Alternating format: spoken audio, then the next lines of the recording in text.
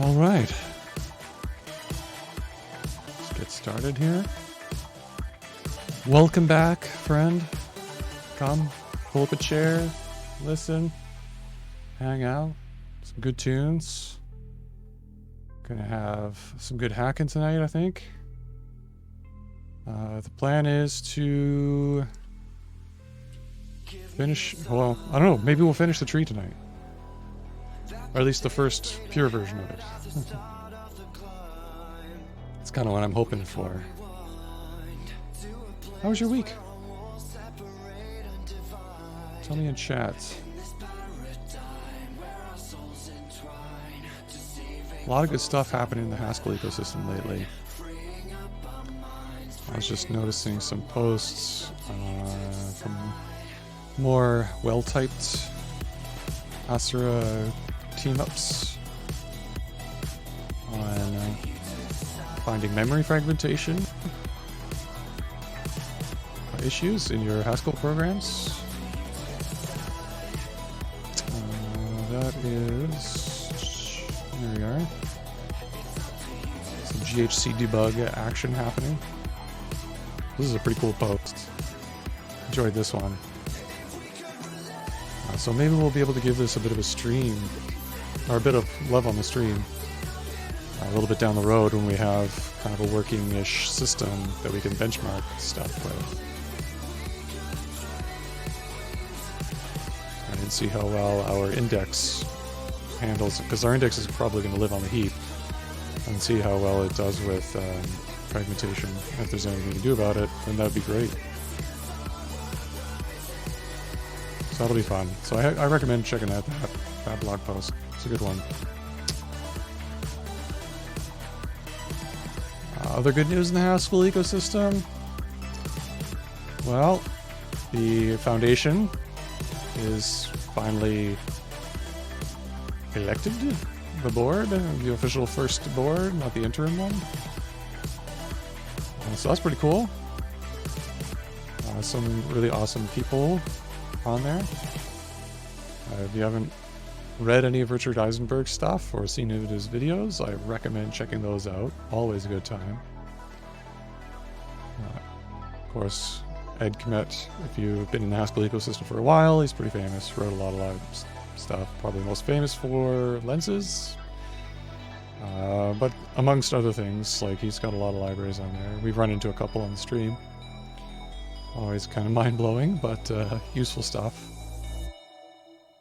And Michael Snowyman's going to be on it. It's good. SPJ. Just for a little while, he says he's going to step down once he's no longer needed. I'm not sure if I'm going to pronounce this properly, but goes by Techno Empress or Hecate. I follow their Twitter, and it's amazing stuff. They've done a lot of work on GHC's documentation in general, and various other projects. So, really good mix of folks. I'm excited to see what's going to come of that. But that's a little bit of Haskell news. What are we going to work on tonight? Let's see. We are going to probably work on merge up stuff for the B-tree. And that might finish us off for our pure version of our tree, hopefully. So maybe that'll lead to insert being done as well. Maybe. Finally. Taking me a while to get here, but it's all good. I'm kind of jostling around a little bit here because I've got this cat we rescued a couple of weeks ago, and she's turned into a bit of a snuggler, and she helps me with my programming. So she's in my lap, and it's making it a little awkward to reach home road, kitty. But it's been fun having her here programming with me while I work. So let's get started. Let's get into it. Oh no. I closed Emacs because I gotta bring that back now. Okay, slow start. Sorry, stream. Sorry, friend. I'll get right to it, I promise. No more silliness. Yeah, I'm using my followers. Cool. Street preview just in case things go wonky. Always good to have. Okie dokie.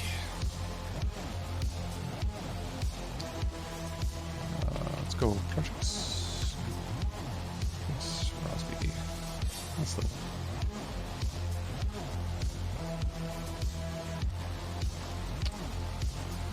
Cool. So if we look at what we did last week, I think we kind of left it in somewhat of a state. Yeah, we were kind of in the half in the middle of like insert, and we are kind of talking about how to get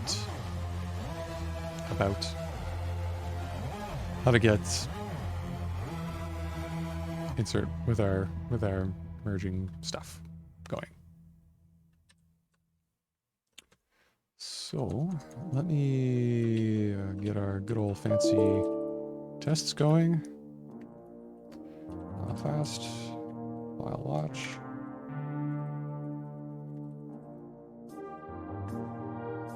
And hopefully we get a failure that we can just kind of jump on and get back into this.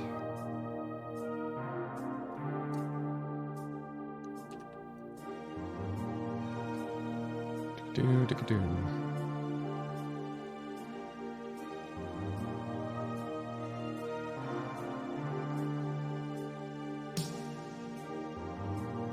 Okay, we left at least tests in a good, not failing state, at least, I guess. It's probably a good thing.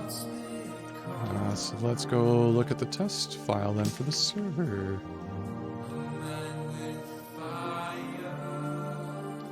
Go past me. That's not the one I wanted. Server, test, Rosby, server, store. Yeah, that's the one.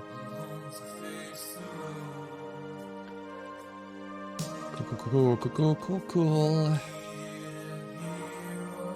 Right. So we did the insert find stuff. So we have to find where to start inserting from. That focuses our zipper down to the node that we're looking for to insert into. And as I recall, our store, then our insert algorithm kind of stops at that point, and then we were kind of like, well, what do we do now? And we need to determine if we can do that here. Like, insert will manage the splits and merge ups until we get to the root, or if we can do that as like a zipper operation that calls itself.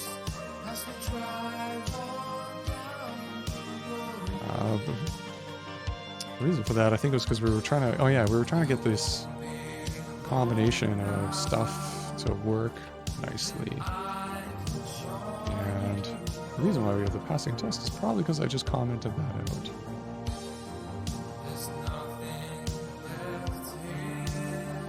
Maybe.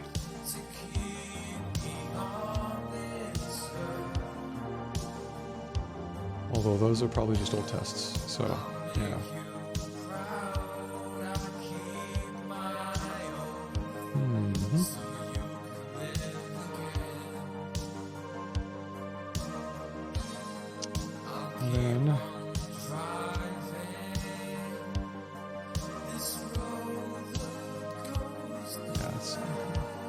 Okay.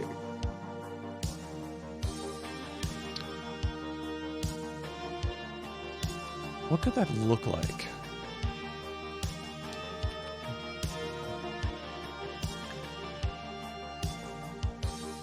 Ah, there's insert with merge. The zipper. thing. Yeah. Okay. All right, so insert with merge. It's gonna do find all the way to the bottom, and then once we get there, we do the insert. Right, and then we have a case where we got to test if we need to split and merge up.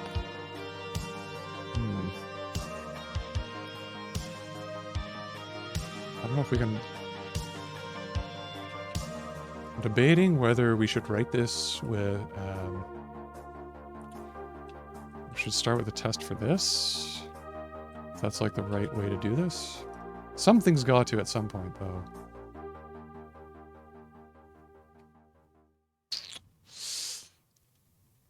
Okay, let's do it with, let's just try it with insert with merge. When in doubt.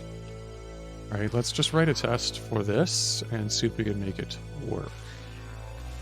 Because maybe by writing out the tests and kind of trying to make the code work, it'll push us towards the design we actually want. But gotta make progress somehow, right? Gotta take a step. Okay. Let's go with that. Let's just comment those out for now.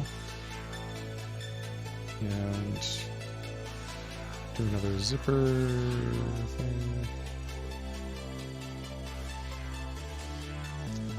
Insert with merge. And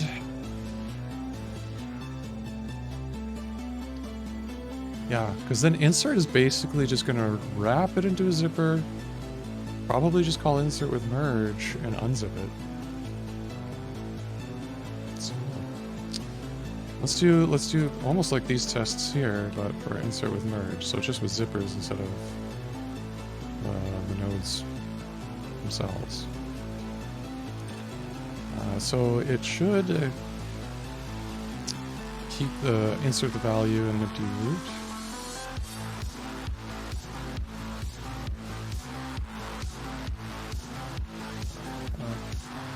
Leaf. There should be a leaf, I guess, if we're starting a new tree.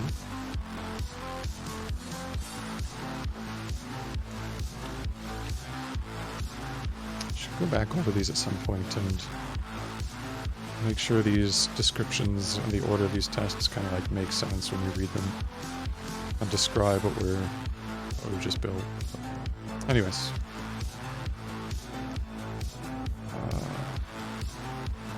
Let's start with a simple root. This is going to be a nice simple case to start with. Which is what I like to do when I'm working with code like this. I like to start on the simple cases first, and then kind of like informally, inductively work up to like higher cases. Hopefully I've stuck with that on the stream, but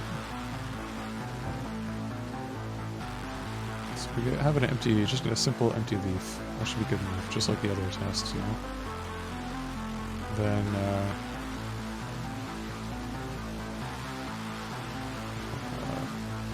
insert with merge. We'll take, say, an A, and value 0.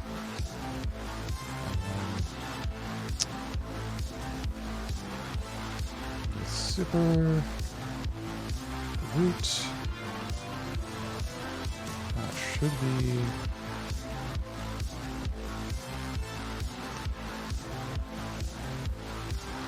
alright, if we even just do it like this, this almost becomes the test for insert. So we might even really need to test insert. If this works. Anyway, unzipper, insert with merge, Because then insert will just basically be almost an alias for this function. Exactly. Along with the parameters for insert with merge, of course. But almost the same. So, anyways, that should be a leaf with order 3. We should be able to get a 0, just like that.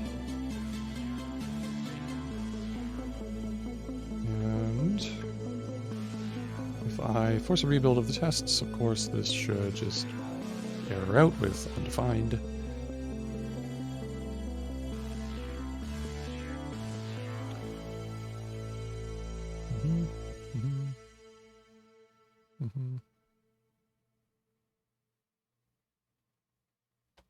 Okay, cool. Well, not quite what I was expecting. Insert with merge. We might not have the types quite lined up for that one.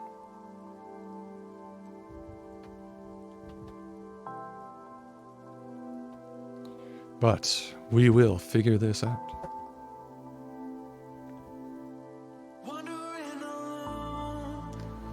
Okay. Insert with merge. Returns a maybe. Of course, unzipper just takes a zipper. Why?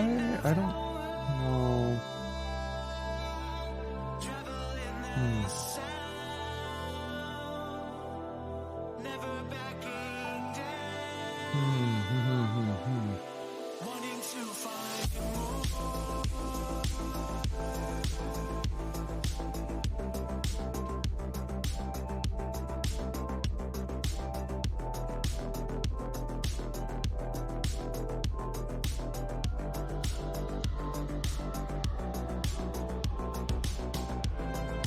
Oh yeah. What am I going on about here? Okay.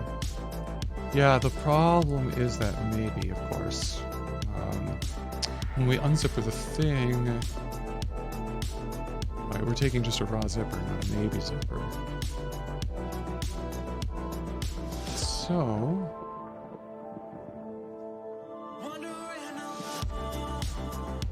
oh, welcome, IsoVector. Welcome back. I look like I'm fine. I think we're getting close to wrapping up. I don't know what the Feynman method is, but if you've got a link, I would love to read it. Basically, we've broken this down into using zippers, which has allowed me to kind of like break it down into like the constituent parts of the algorithm and then kind of like rebuild it together. Yeah, think really hard. Oh, that. Yes. Yes, right? You gotta start with like a circle and then another circle. You think really hard and you draw the owl. Right? I did do that a fair bit, I think, early on, and was getting a little bit frustrated, so I've backed that down a little bit. Thought really hard in small steps. That's the key, I think. Right, so right now, insert with merge is kind of like going to combine our, I think, is going to combine the idea of, once we get to the bottom of the zipper, we're finding which node to insert into, which leaf node. Once we find it, we've focused on it, we do the insert operation, and then we have a case analysis. We check, do we got to split it or not? Oh, sorry, the camera's moving. Hang on, folks. A little poke behind the scenes there. Hopefully we're good now. My janky camera setup. Okay, cool. That looks good. Okay. Alright, so the issue, other than my camera coming out of the stand there, is insert with merge. Like, I'm thinking we can kind of do that, but it's a maybe. A lot of these zipper operations are wrapped in maybe, and my unzipper function just takes a zipper. So I just got to remove that wrapper somehow. I'm going to combine this all together to make insert. Which probably shouldn't be too hard. I mean, I could change the type of unzipper to take a maybe zipper, or I could just fmap over the maybe and insert can return a maybe.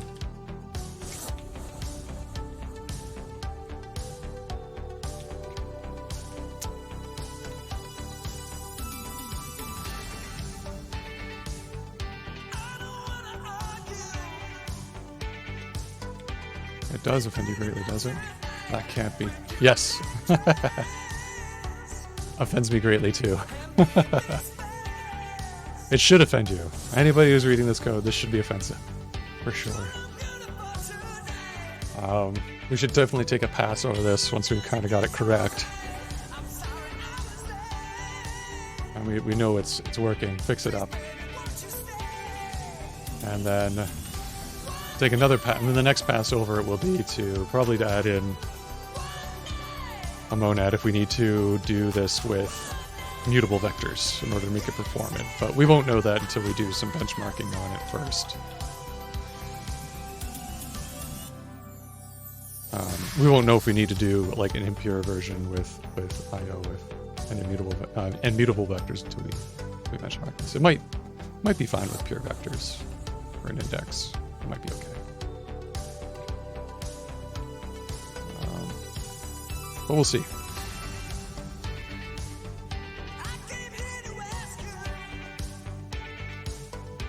Right, I could just go like that, and then this should be just barring potential parentheses.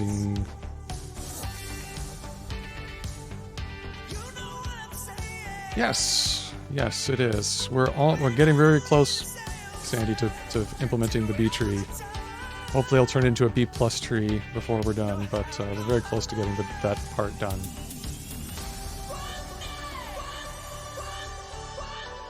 Need a better SQL, eh? That's could be an interesting project, is to do a data store like Redis, but specialized to Haskell data types and to Haskell-ish data structures.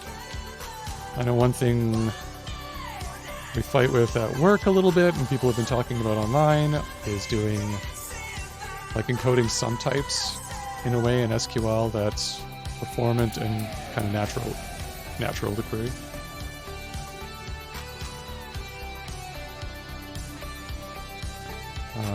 Yeah.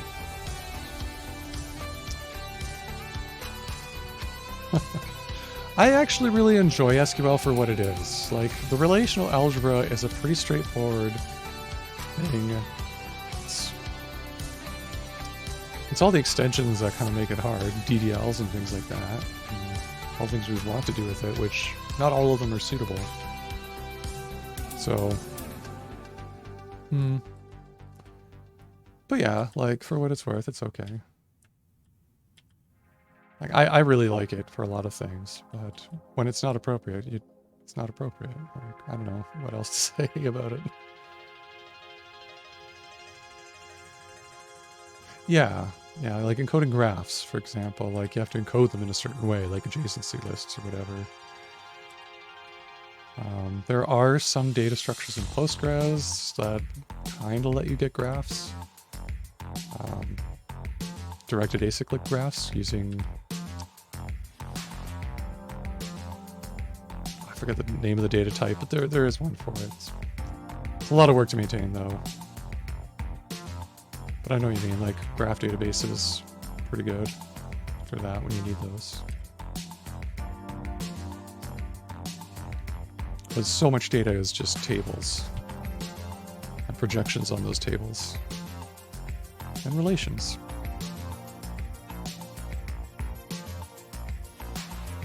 Which I guess projections are, in Cod's paper, relations are projections. Anyway. Whatever. It's been a while since I read that.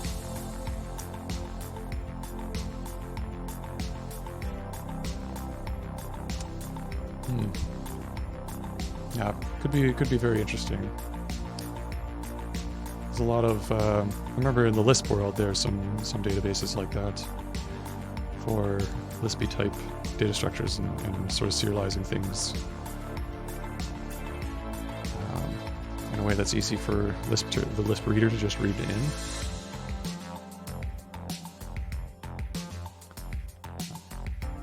Yeah, it could be an interesting project, especially if I can get through this. Oh, it's been a long time. Entity something, databases.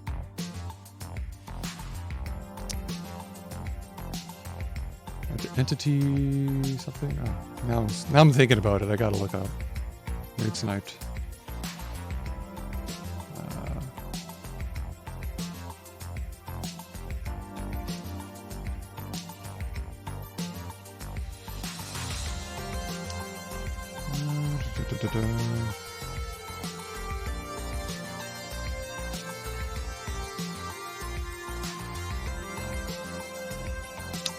Haskell is, I don't know if he's still active, but he's pretty, it's just generic SQL database. There's some kind of like Lisp object style database. Forget the name they used to give to it. Yeah, it was, I don't know if anybody made a performant one, but they definitely made very usable ones. And what's neat about that idea, especially for Common Lisp, is that it's an image-based system. So, like, objects in memory are, like, the whole program can be serialized to disk if you wanted to. I mean, you'd stop the world and write it out. But if you had a way, hooking in through the meta object protocol, you could serialize bits of it as you went along and kind of snapshot things. And what's really neat about it too, as a programming system, is that you could come in and using that same protocol, like redefine an object class. And as the program is running, live objects in memory would slowly be updated as the program is running to start using the new code without having to like stop the world and restart the program or recompile and all that stuff. You can kind of just compile into the running image. Just go. Very neat ideas. Very cool stuff.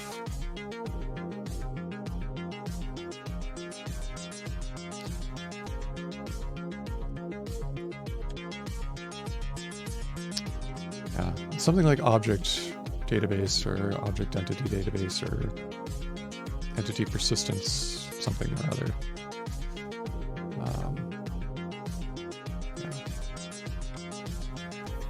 So anyways, what did I mess up here now?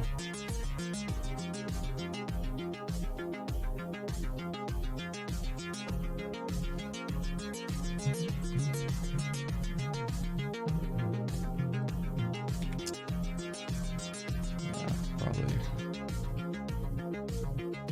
extraneous parentheses required, perhaps.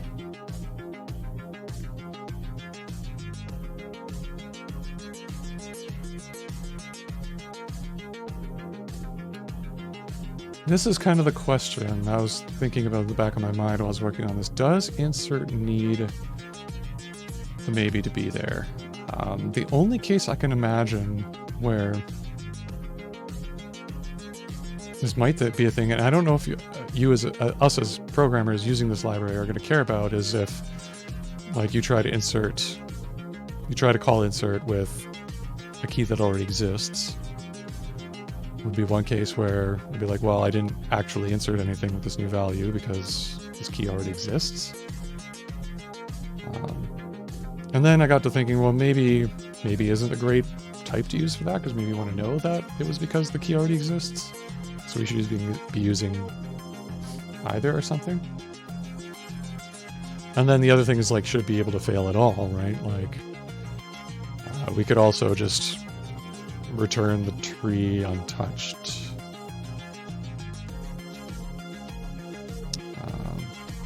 Now, I remember I added move up and move down with maybe, because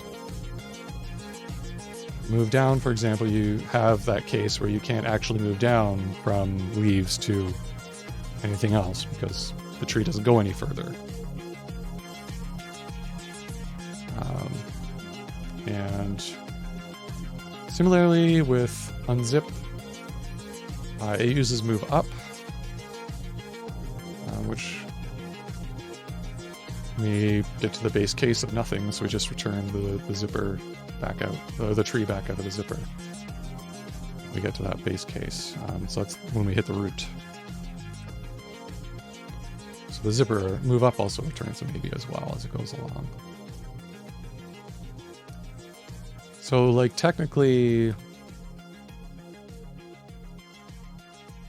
our algorithm couldn't fail. It's just dealing with the zippers cases internally that I want to kind of unwrap and get rid of. I just want to hide all those details when I use insert. So insert really, I would ideally have either this, or if we really care about that case with the duplicate keys, probably like some kind of error type thing that can hold that. I don't know.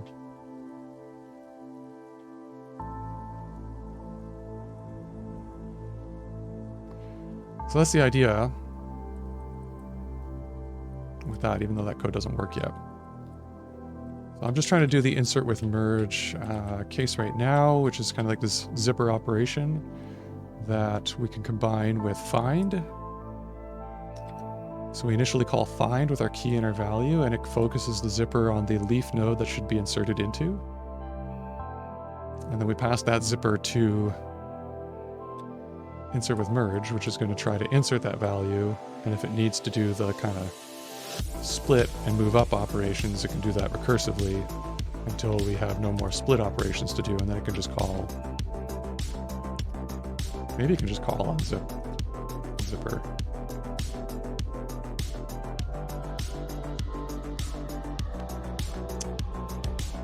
Advertising over a monoidal V.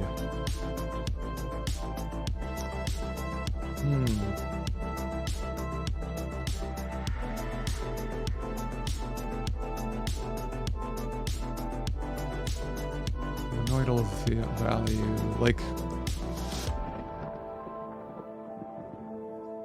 I'm not sure I quite follow. Oh, I see, okay. So, how to combine them.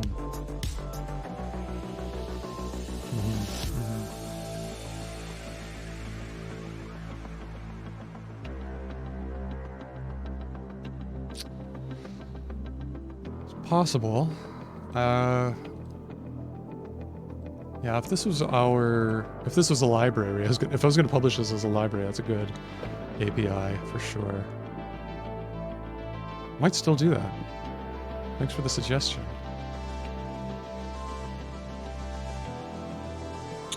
Try and keep that in mind.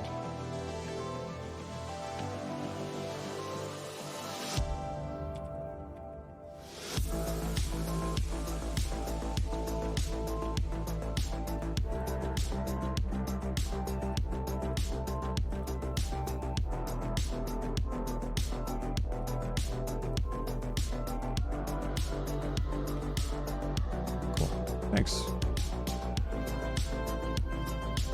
All right.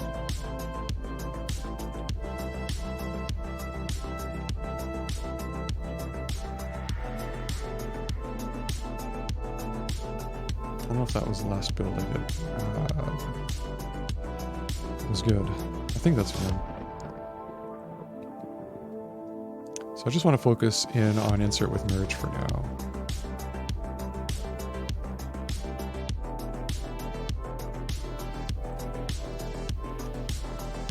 Okay.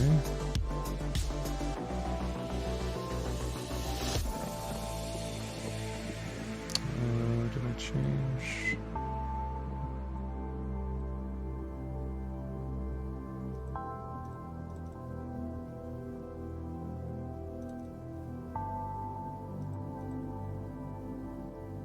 Yeah. Let's see. That should be good. What's it telling me here? E3K. Oh, sorry, wrong. I'm looking at the wrong thing. Get rid of that for a second.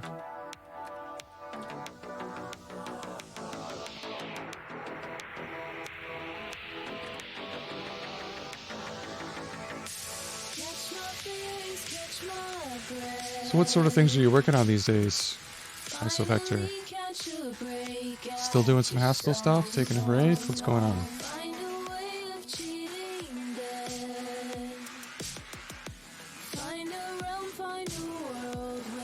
I was kind of kind of wondering if you would show up on the Haskell Foundations, or if anybody nominated you.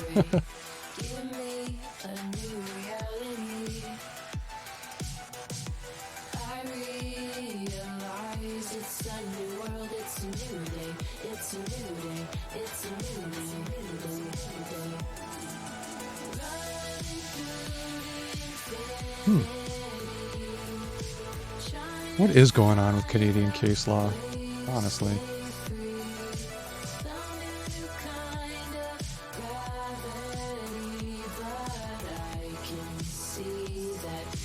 You know, I heard about somebody streaming about Haskell Torch. You working trying that out?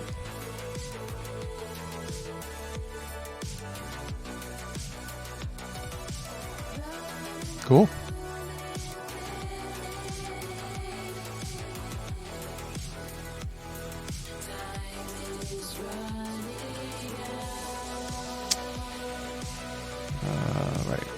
Expected a type B tree. Oh, right. Interesting.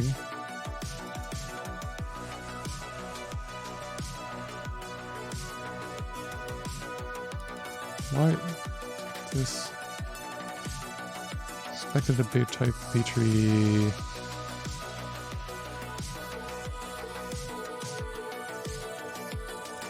Oh, sorry. That's because unzipper is forcing us to wants a zipper, right?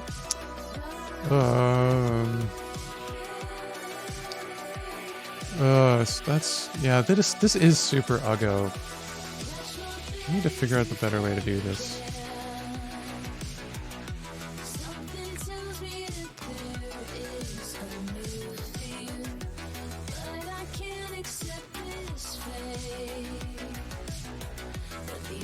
Right, so you're of the opinion that the legal system is analogous to free source control software development.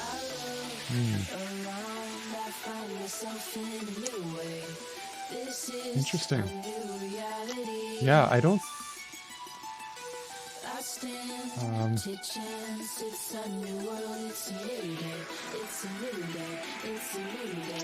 without really... Yeah, I can't talk about it too much, but I did have a case I brought against a former client of mine many moons ago, and as evidence I had to submit, or I chose to submit the entire diff history, the entire history of this Git repository, and the lawyers had a time with that because I had no idea what it was. I had to explain it to them.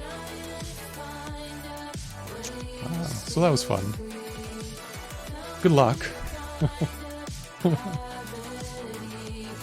That's the bomb them with so much evidence they can't possibly argue against it approach.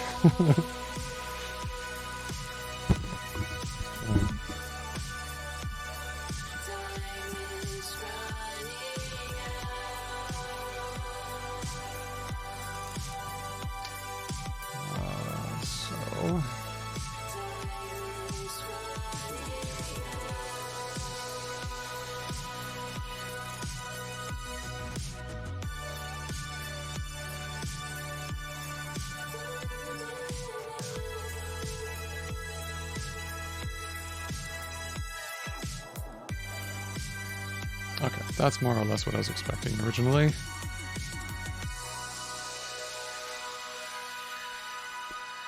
So, I don't like this FMAP action going on, this FMAP, double F mapping business. But it's going to be what I want for now. Which is to hit this prelude undefined on insert with merge. So we can finally get started. I'm gonna have to deal with this at some point though, this stuff.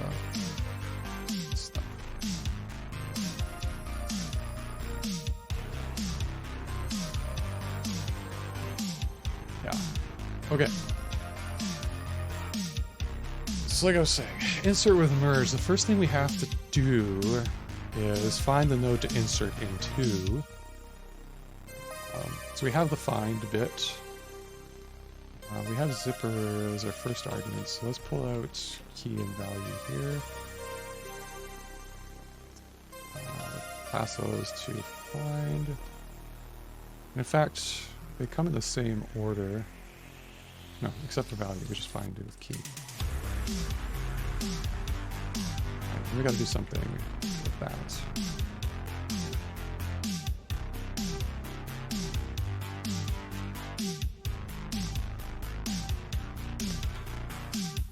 Right, so catch you up a little bit. This next hole is kind of where we're gonna have to figure out that part. So we have this merge up operation up here. This guy. Thing. It. The merge up operation basically takes... It's kind of expecting us to... or something else to pass in this B tree that's split from the focused node, which I think is not great. The idea is that in the algorithm, when we reach the leaf nodes and we're trying to insert a value at a leaf where the number of elements in the leaf would overflow the number of allowed elements, we have to do this split. We have to split the leaf into two leaves. We create a new parent node, not a leaf node, an internal node, is the term they use in the algorithm description. But then we have this zipper operation where we move up to the original parent focus node and merge this new split off node that we just created. We merge them together, and then the old values can just be garbage collected and forgotten about. Right? And then after that merge is done, we have to check again if that node overflows, that internal node overflows, and split that internal node. If that happens, move up again, merge with the parent, so on and so forth until there are no more nodes to split. And we could just unzipper it to the top and return the focused, which will be the root node to be used to ourselves, to the user. So these trees grow from the bottom up, which was kind of the trickiest part of implementing this in Haskell, I think. It's taken me quite a while to figure out a couple of different approaches to do. So yeah, we're kind of writing that part where we go find, we have to do the insert, then we have to do that sort of case where we check, like, do we have to split and merge up? Cool, let's do that. Do we still have to split and merge up? Okay, and just keep recursing until we get to the top. Or we can stop splitting, and then we just unzipper. Hope that makes sense.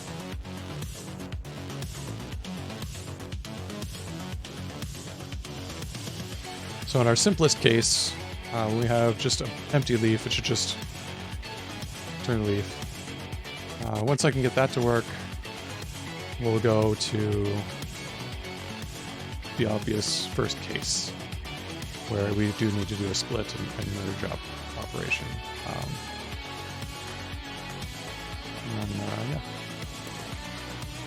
Hopefully we can do all that within the zippers. So the only thing I'm not liking about this, by the way, is that this merge up, even though it works, like some outsider has to keep track of like what to pass in here, and it has to pass in the right thing, the valid thing that is supposed, like, corresponds or relates to what's focused in the zipper at this moment when it's called. So something else has to manage those dependencies, which is kind of what insert with merge is doing. I'm not sure if I want to fold this into that, or what exactly.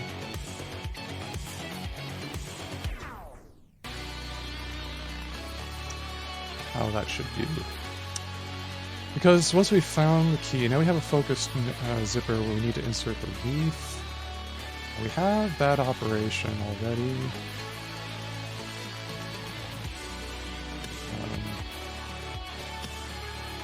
Insert leaf? Yeah.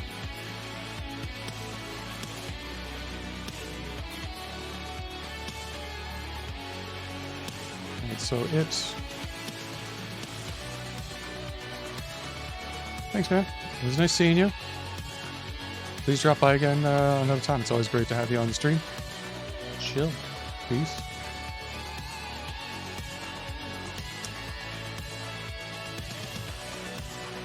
And so I think the next thing we can logically do is insert leaf. At that spot. KeyValue.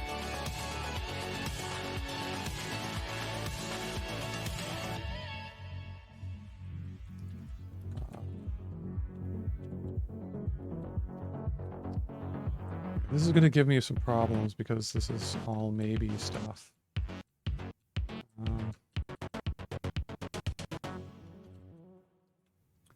I wonder if we should do this comme ça.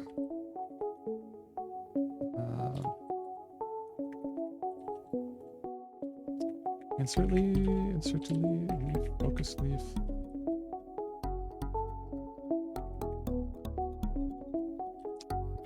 Leaf. So if we use our do notation here, and we'll have to pull in our tree, or our initial zipper. Alright, so leaf will be the found one. You can just kind of tie things together this way. And maybe there's a way to get rid of the do notation using monad operators or something like that. But this might be nicer. I don't know. We'll see. So we insert leaf here. That takes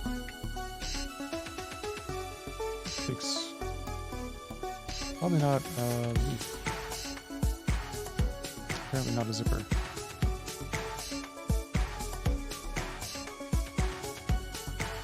No, it takes a B tree.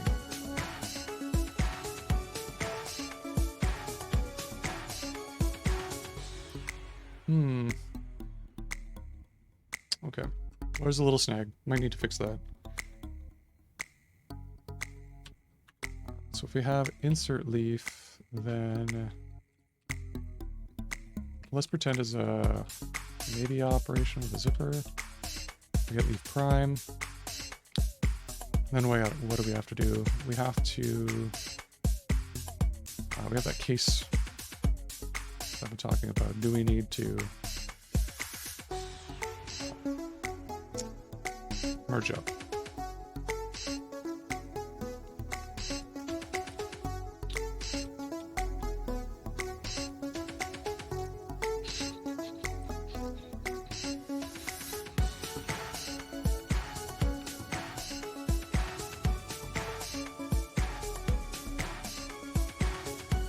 Do we still have split?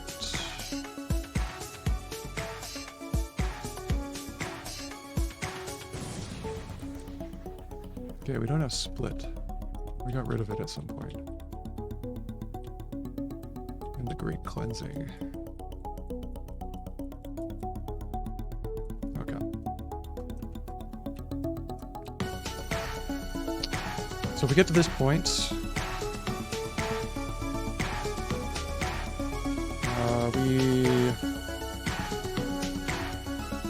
we have a case analysis actually on insert leaf.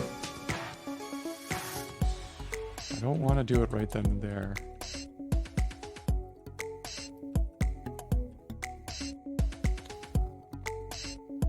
So I don't want to return the nothing up right away. Insert leaf, because if we do get nothing on insert leaf, that means something?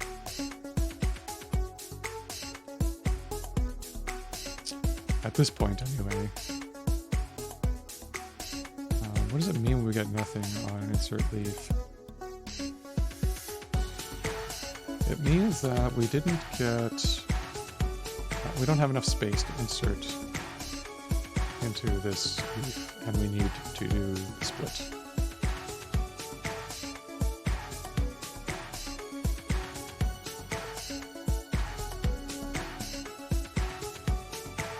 That's what that means.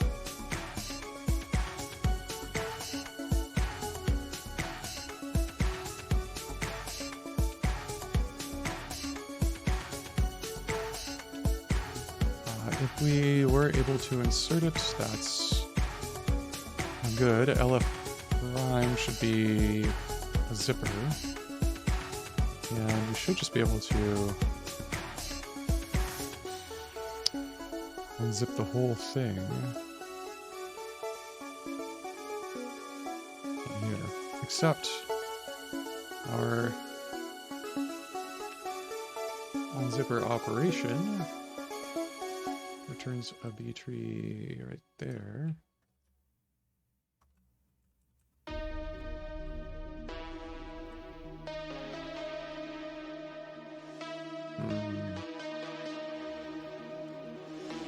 And so I want kind of like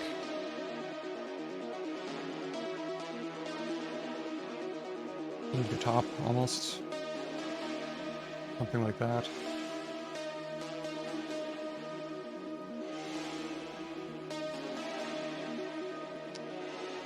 And if I get to the nothing case, I want to be able to go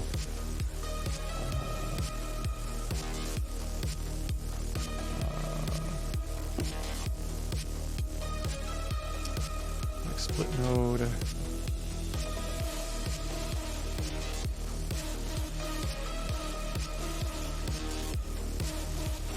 To be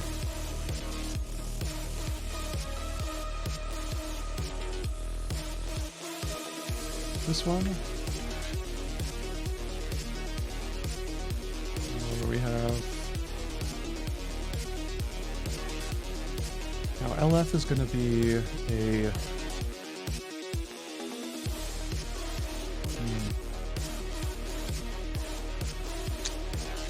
yeah, so I think I'm doing it again. I feel like I'm doing it again where I'm going on a rabbit chase to implement a bunch of things because we haven't run a test in a while, and I'm doing a bunch of work here. I'm just going to try and finish this thought and then take a break for a second. So it looks like we're missing some things, obviously, like split.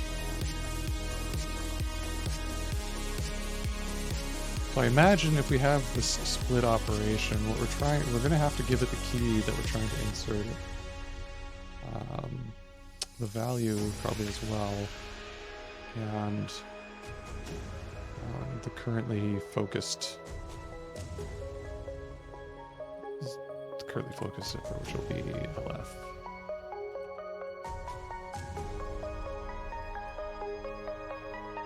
Right, so split node would then be that parent node that we can pass into merge up. Do we call it that? Yeah, merge up. And merge up takes our B tree, okay, split node, and zipper. So split node should, this function split should return a B tree. And the zipper. And so split shouldn't change the state of the zipper, it should just look at what's in there to give us the node that we need back.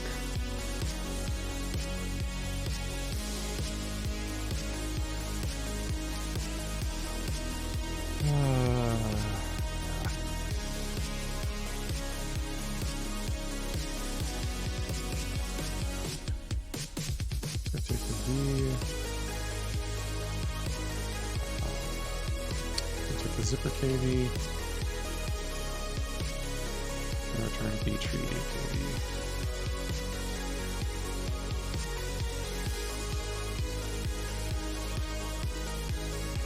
Okay.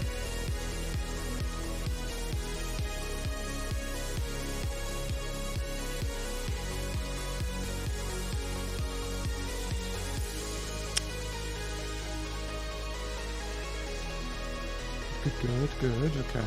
That kind of makes some amount of sense. At least the type checker's not complaining.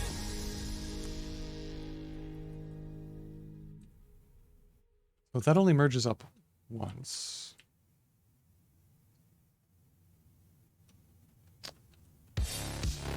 So we're only calling merge up once.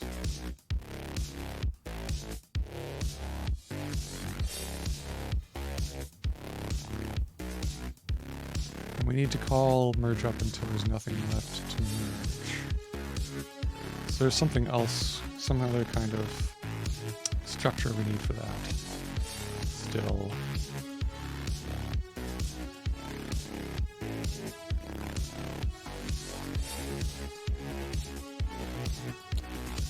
Because I think merge up just does one level.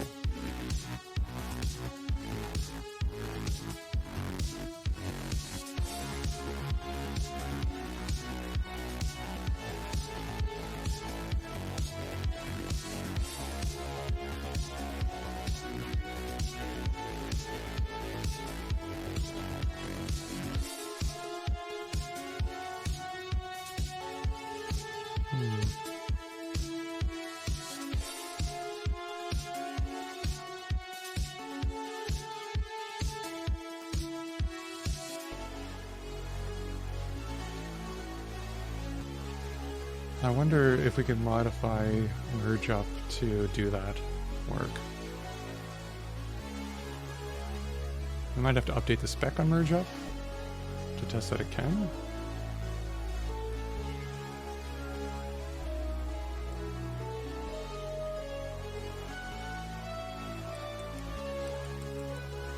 So I just want to do merge up there. And we'll get some zipper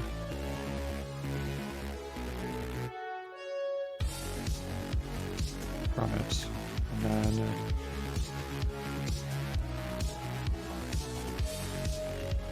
yeah, no, that's fine. Just call merge up. So if we assume that we can rewrite merge up to do this,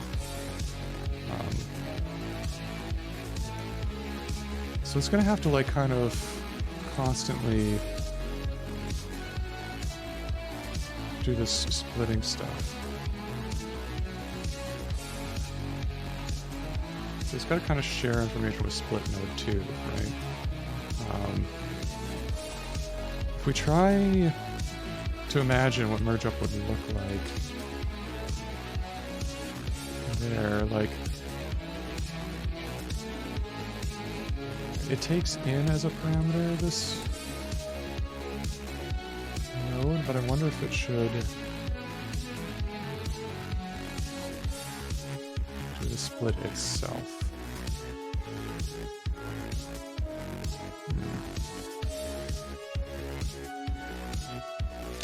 Because if it could do that, then it gives us some zipper back. Then we just have to be sure to call our unwrapping function that zips the zipper all the way back to the top and removes the maybe wrapper.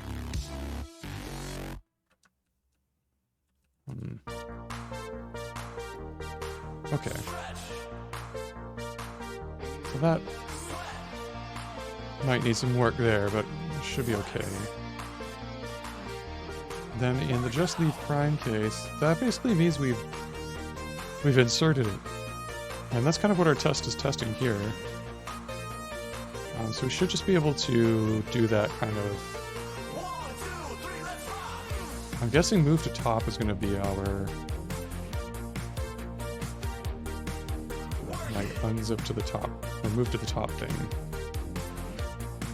And so that'll be like... what would that be? Leaf... sorry, a zipper...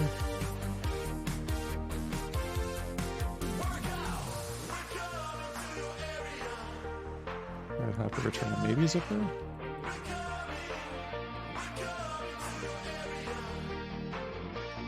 And it's all basically unzipper, except we just don't remove the maybe.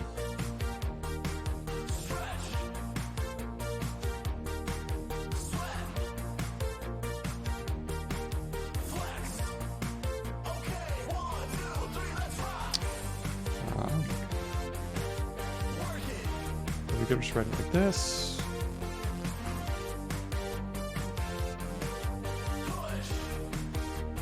We get to the root. It's just Z. There's more to unwrap.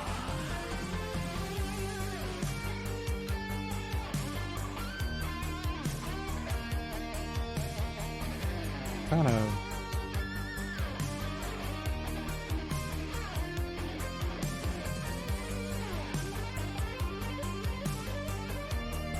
What does the type checker say about that?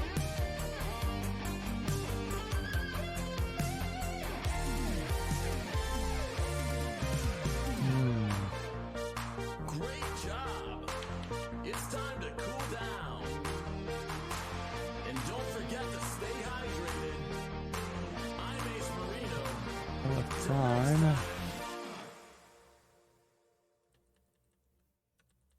So it's saying basically that LF prime is a B tree because insert leaf returns a B tree, not a zipper. Hey Freeman42, how's it going? Welcome, welcome, welcome. We're just composing together zipper operations to implement our B plus tree algorithm. A pure version. So we're not using I'm not going to be able to support range queries with this yet. So we need pointers and stuff, but we're getting there. Thank you. Yeah. I thought the same thing when I started doing this stream.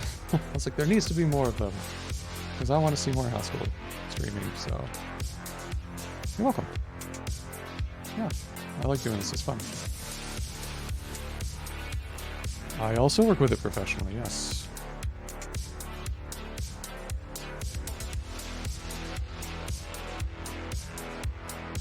Believe it or not.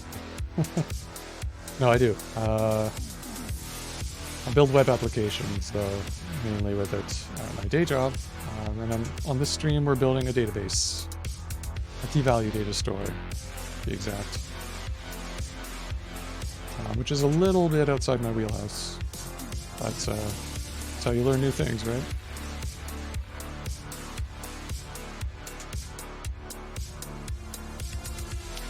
Cool, cool. Haskell's awesome.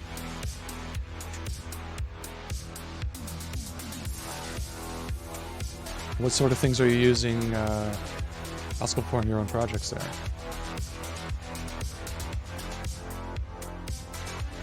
Cool. You've been using Haskell for a long time?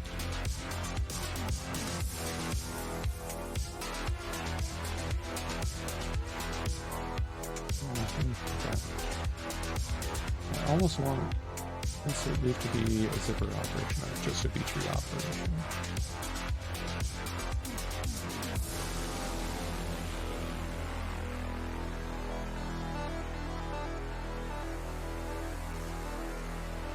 Why don't we try doing that?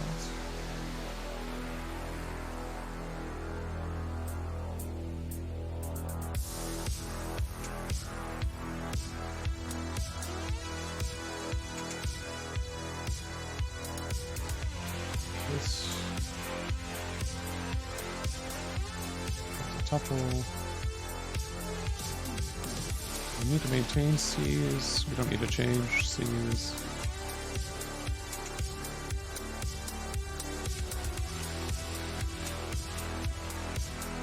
The leaf we used to return will just be the focus of the zipper now, and we'll put C's right here.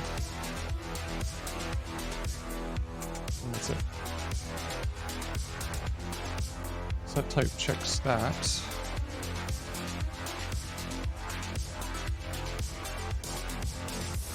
Ah.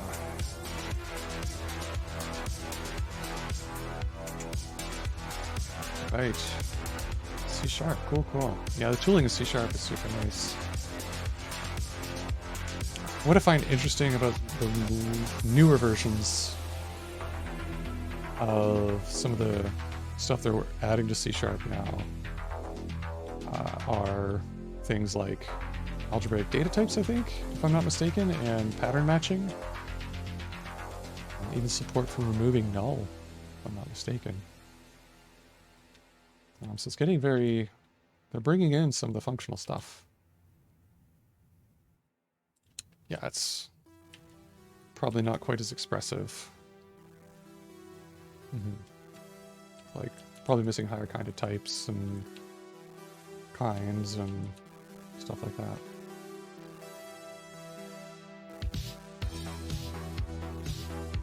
Yeah, I think it is. And I think a lot of the major languages are doing this too. Like Java's doing it as well. They're going to be introducing pattern matching, and if not algebraic data types exactly, like something like it. C++ might, if it doesn't already have it, they probably have plans to do it as well. They've had lambdas for quite some time now. And with template metaprogramming, you can fake a lot of stuff with C++. Maybe even with the generics in C#, so like, it's doable. So there's this thing in the Haskell community, and I've experienced this myself, and I'm sure a lot of Haskellers now, where when you first start using the language and you like build your first substantial program, it's like more than a few hundred lines, and you encounter that moment where you're like, wow, I'm just using sum types and pattern matching, and higher, like, in a nice static type system with inference. Like, this is good. This is good. Like, if people just used this stuff in Haskell, like, maybe they would transition. This is nice. And it's not too hard to teach. Because Haskell kind of has that reputation of that learning curve. But now, like, with C# and stuff, I feel like all the languages are catching up, right? And they're going to have those features soon. So it's going to be like, well, if I can do it in C#, then why do I need pattern matching and move to Haskell for pattern matching? It's food for thought. We're catching up. So we must be doing something right in Haskell and functional programming land in general, because let's face it, ADTs and pattern matching are not very unique features anymore. You know, almost every functional language has them in some way. F# does, for sure. Camel. It's only a matter of time.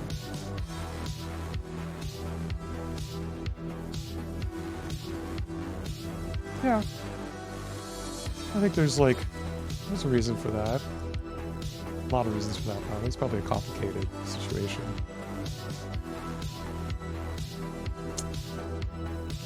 Like, there might be a caloric explanation, like learning a new language requires quite a lot of energy.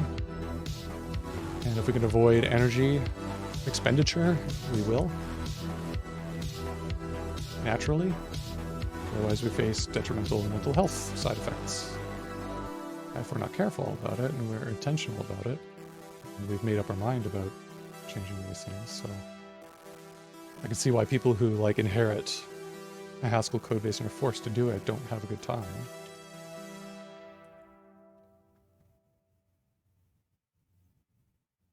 Interesting point, Kodak Troll. Interesting point. You know, learning that stuff in a non-pure language makes the transition a little bit easier. I've sort of had that theory for a couple of years where I've been in my local developer community teaching functional programming in general to mostly mixed audience. A lot of JavaScript developers, Python developers, that kind of thing. Even C# developers. And that comes up a lot. So teaching those concepts in those languages fun times. So split. Okay, that just might be Maybe that's just a shadowing thing. Okay. No?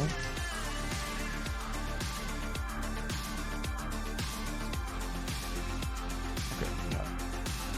That is a type. That's a legit type error. Okay. So... Alright. Because we're in a maybe context.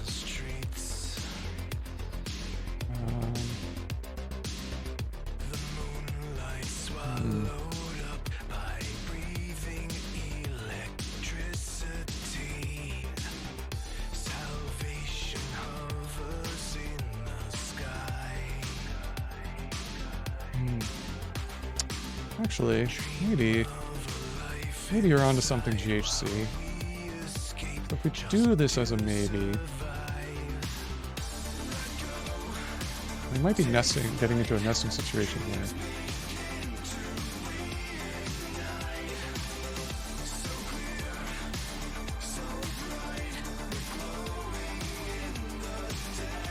Good point for you, Red, too. Yeah, tribalism is another angle I didn't get quite to talking about. That's by me another factor in why it's difficult to transition. It is those quote-unquote network effects, and part of those network effects are like your, the community and tribe around you in your language also matters quite a bit.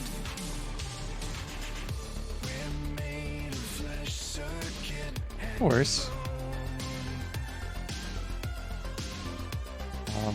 But when you start using that kind of language, at least for, I'm not sure if other cultures have this as much as English speakers do. It seems like a universal human concept, but the idea that there's like our tribe and then there's the other tribe over there, and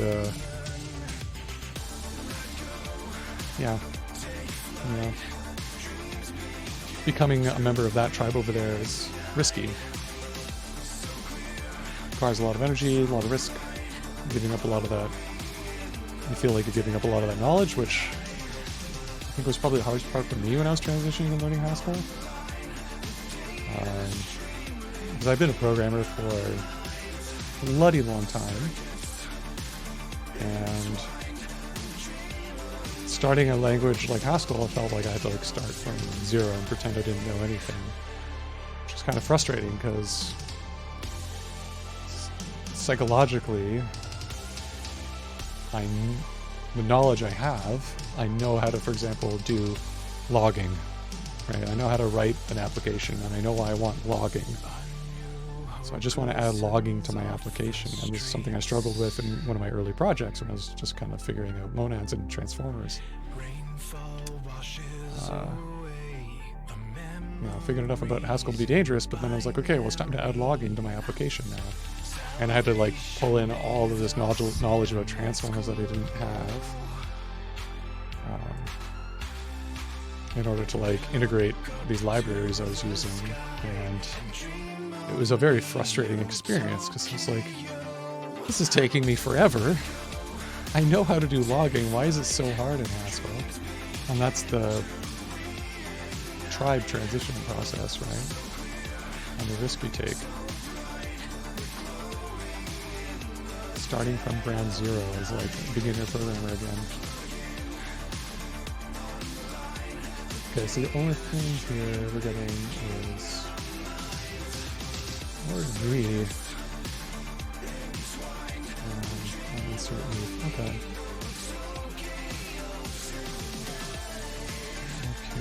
Oh wait, that's probably because I have the ORV instance on insert leaf, right? Yeah. As in from use of insert leaf, which means I need that constraint up here as well.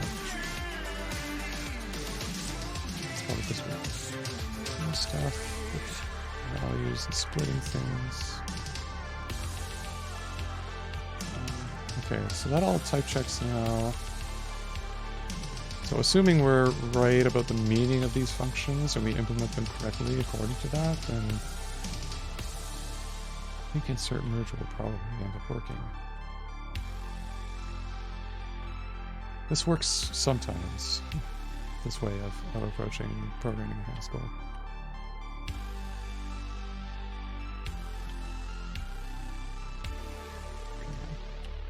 And on 57, we just have a lint suggestion, so let's go fix that. Redundant $.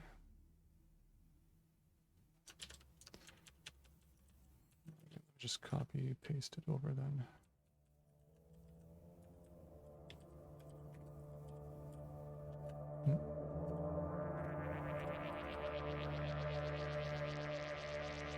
Cool.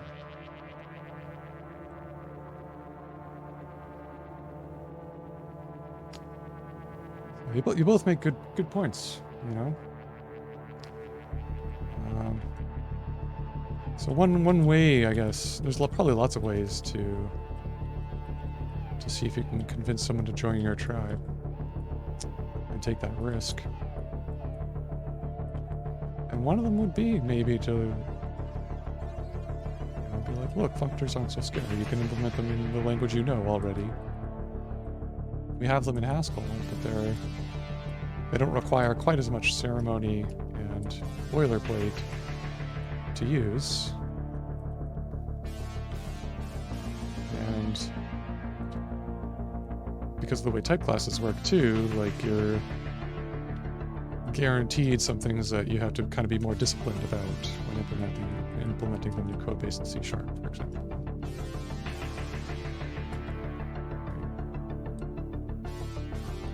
Guaranteed coherence, so if you define a word type, it's that kind of thing. Which can be pretty useful.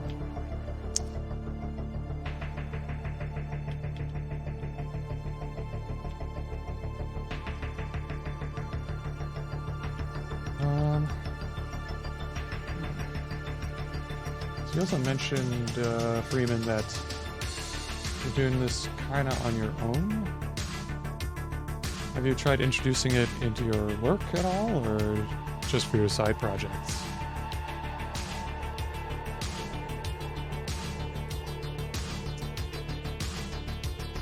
Okay, let's work on maybe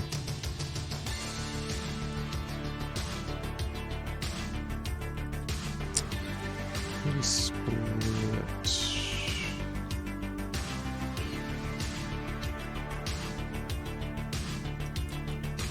Why not?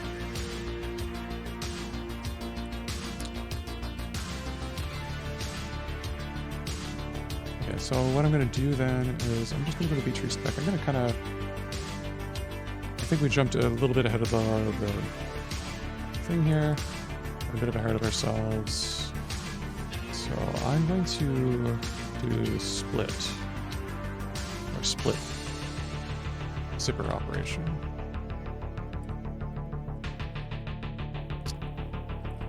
Split a leaf. I'll use the first case. So if we have a root leaf of, let's make it nice and small. Or 3 is fine. Small enough. With a 0, B1, and C2.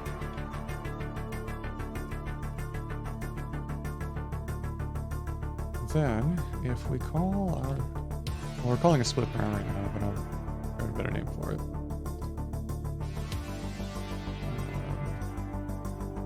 And we're trying to insert D3 into root. This should be just... this should be a zipper. I think that's what we kind of expect when we call it here, right? Oh, B-tree. Maybe B-tree. Yeah. That's our spec. Okay, and so that's going to be a node with 2 leaves. Same order. The key will be...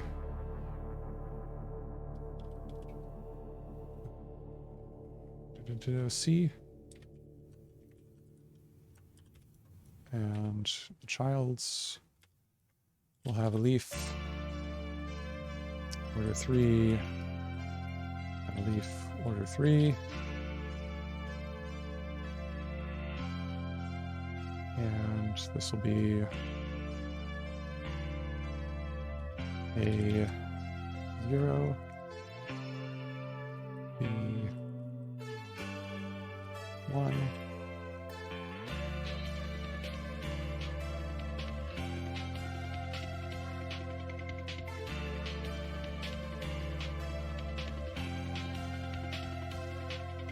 And this one will be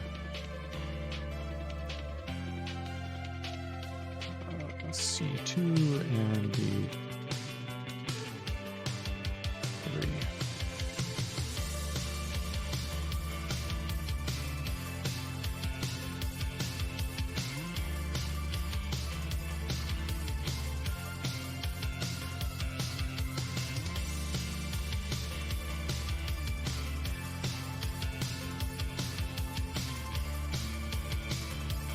Why is it not in the scope?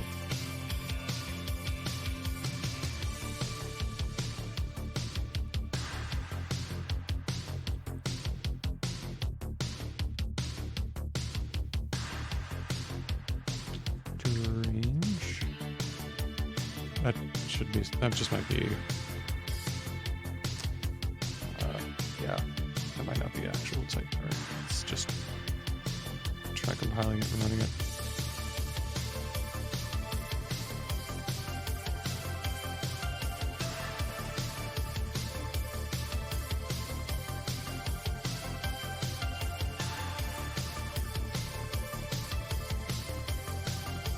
Good.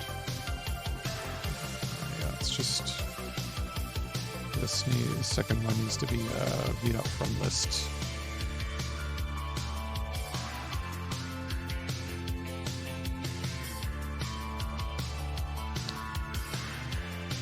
Okay.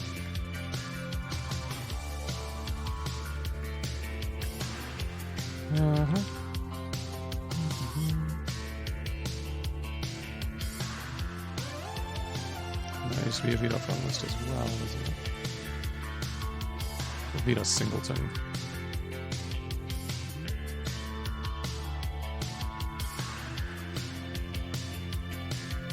Okay, you go back and do your thing. Okay, so split, we have 2 cases. We've got to split a leaf because it has too many.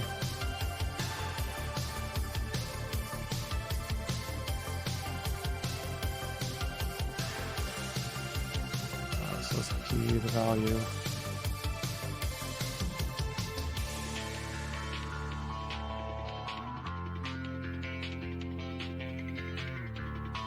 Leaf.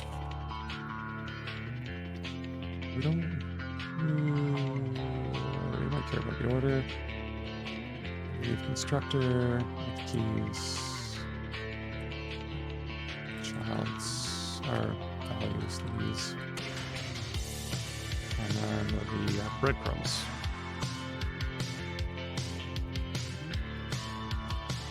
Okay, key value. The node, same thing. Order. And then we have a node. Keys child's. Breadcrumbs.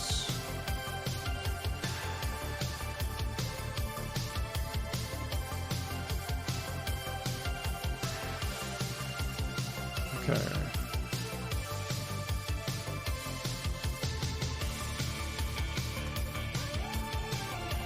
I think we already have the split thing for leaf, at least, don't we?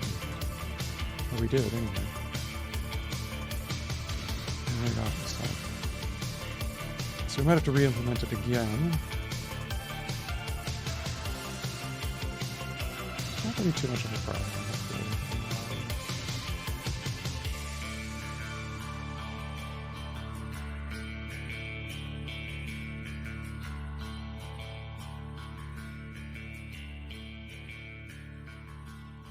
Almost kind of do it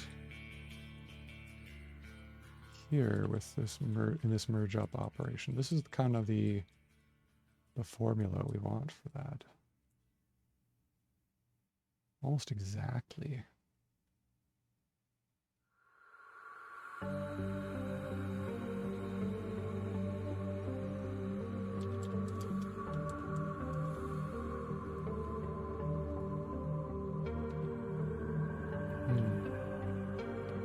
So I'm copying this down here.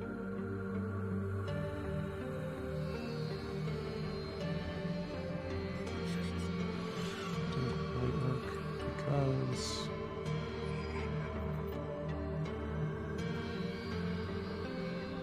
we're not in notation.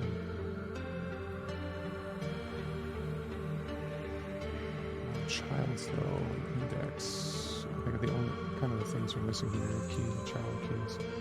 Let's just look at that again quickly.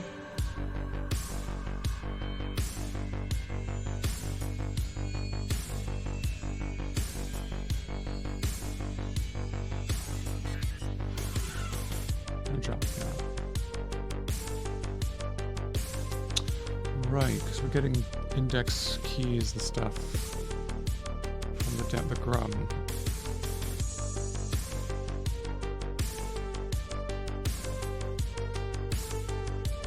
So it's not quite that.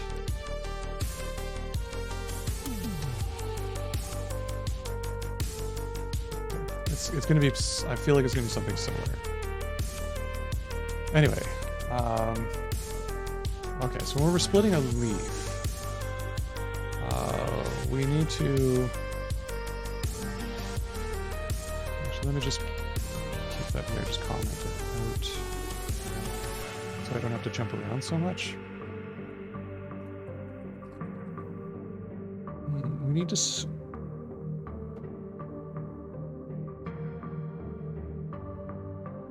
what does split prime here mean? Split prime means we're inserting into the thing. So somebody, we're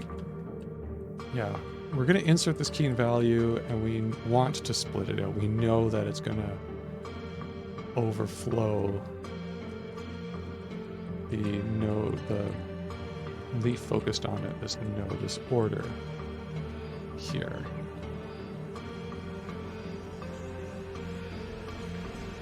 So when I wrote this line here, that's what I was doing, because that's what the nothing case on insert leaf means.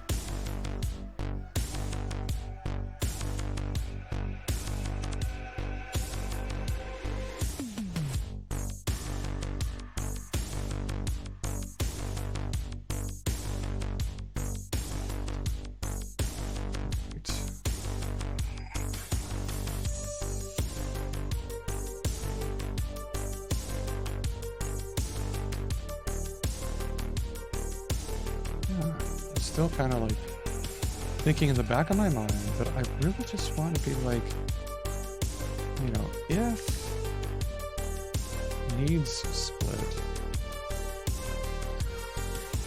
if should split, leaf, like allow a temporary violation, and you know.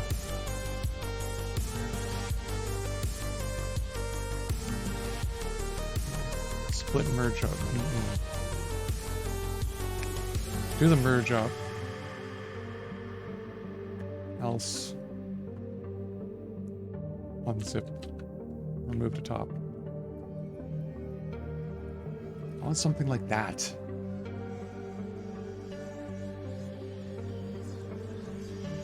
Yeah, so that's what it means when insert leaf returns nothing, is that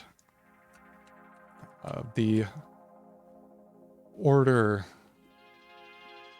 invariant of leaf nodes has been violated.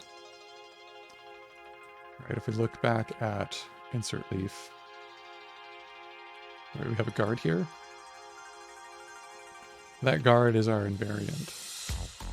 That the length of keys and the length of is the same as the length of values, so that every key has a matching value. But also the important one, that one's just an implementation detail, The important one is this one on the end. The length of keys is less than the order of the leaf. The order value. So if the order is 3, we can't have any more than 2 keys. Otherwise we'd have to split the leaf. And that's what the otherwise case is. If we couldn't satisfy this condition, then nothing.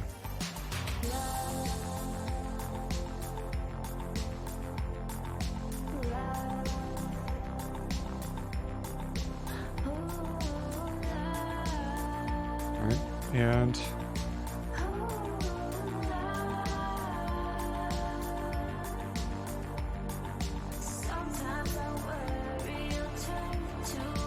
yeah.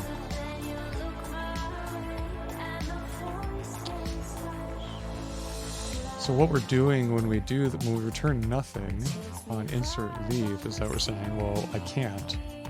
The invariant would be violated. So in the nothing case, we have to do extra work. The caller has to do extra work to do the split itself. Or the insert and split.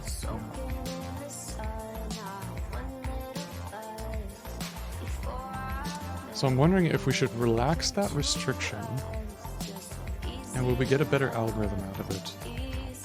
Meaning, like, instead of insert leaf returning nothing if I can't insert it, maybe we can return a witness instead, simply nothing.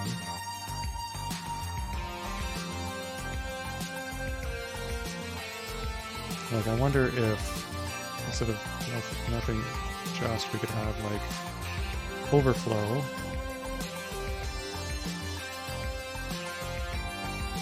And the overflow could have everything we need to construct the node, or we could even construct the parent node that we want to merge up for the merge up operation. That looks kind of nice. And if we have underflow case,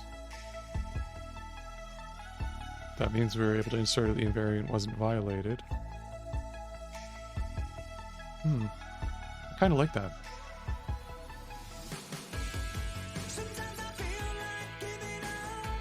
Oh, this is my kitty. My rescue kitty. Hello, say hello. Sorry, I didn't mean to embarrass you like that. Yeah, okay, so I like this better than maybe, at least. So if we have the overflow case, then we have a node we need to merge to a parent. That's a little bit more apparent. This reads nicer. Yeah, I like this. So let's call that... let's go back up here.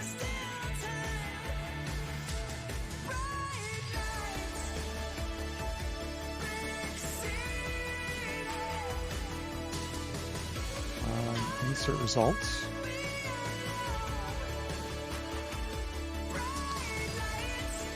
And we're going to type parameter A. There's either the overflow case of A or the underflow case of A.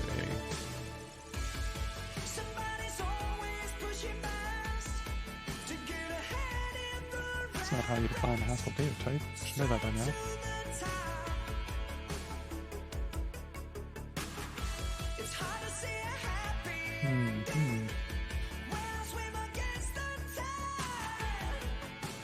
We could do insert result here. So in the otherwise case, now we could return the overflow result,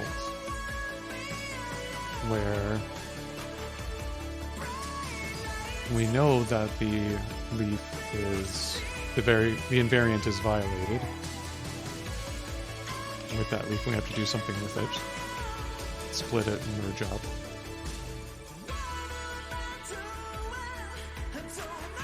And this becomes the regular insert case.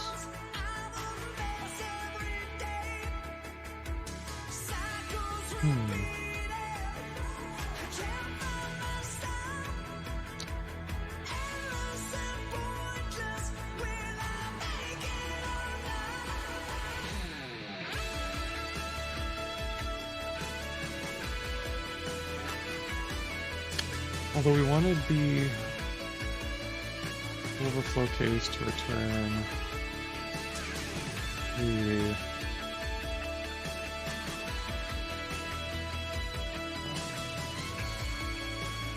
node to merge up.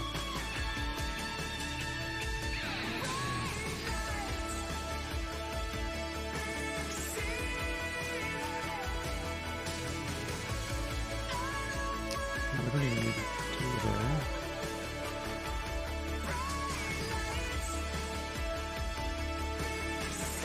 And that's pretty much a bimap if we make that.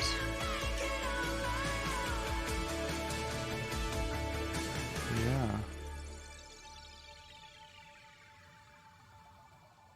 As long, and the A just means they have to be the same type, so they have to be zippers, for example.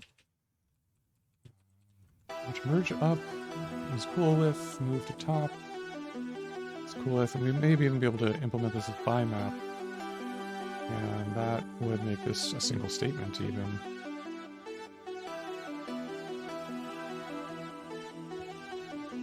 And then merge up, we'd have to change the meaning of merge up to be to do the recursion to the top for us. And move to top kind of already does that. Okay. This is looking alright.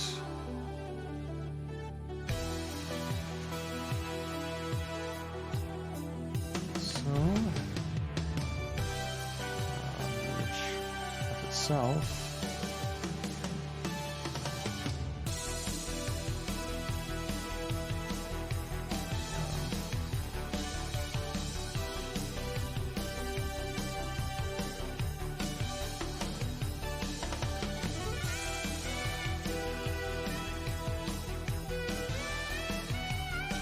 Fully hit case.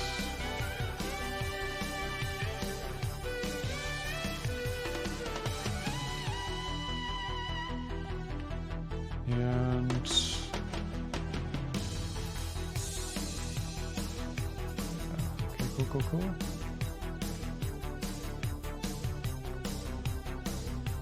And split is going to be something entirely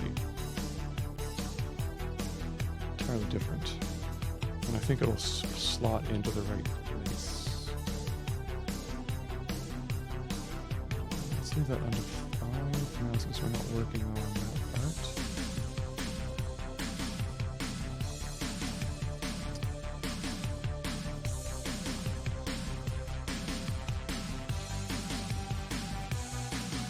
Oh, right.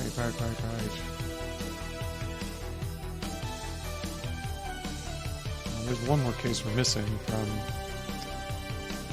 overflow underflow, and that is the case where we're not looking at a leaf in our zipper. We're focused on we're focused on a node at the moment, in which case we can't do anything.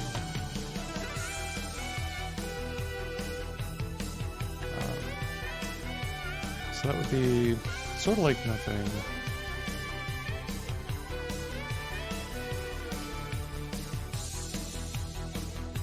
No insert?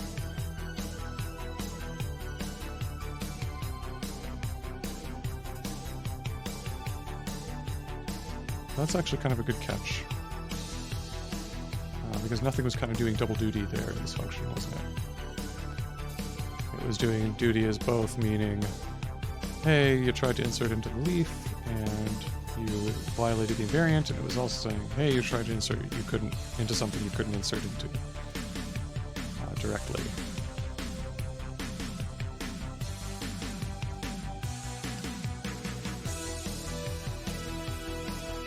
So this splits out that case nicely too. So I'm liking this a little more now.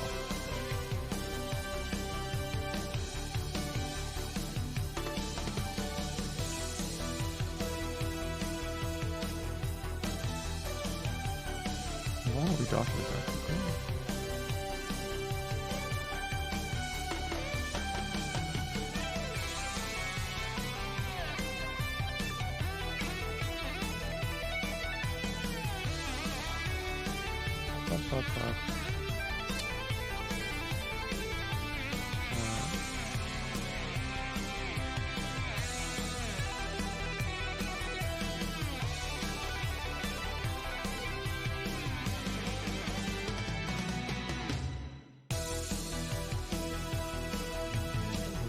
Property is preserved.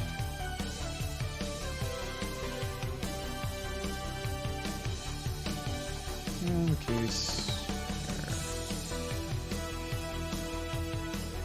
Inserted the order property is violated.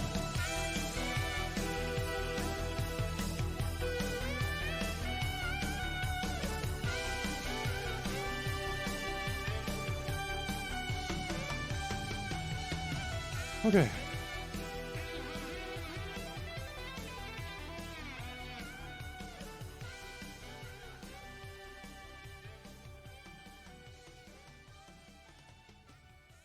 Okay, so in overflow's case, I think we want to construct the split apart node and the C's.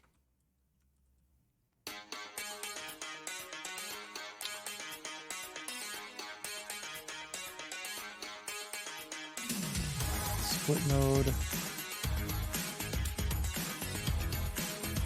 via B-tree AV.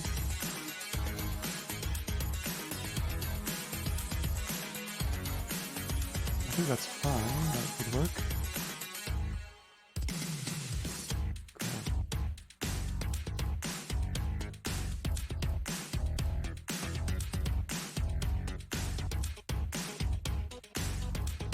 So for split node,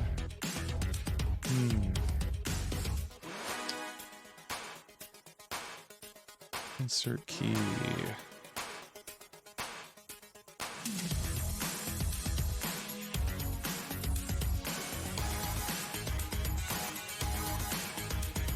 Here's the vector k and the integer of the inserted area of the inserted value. Okay.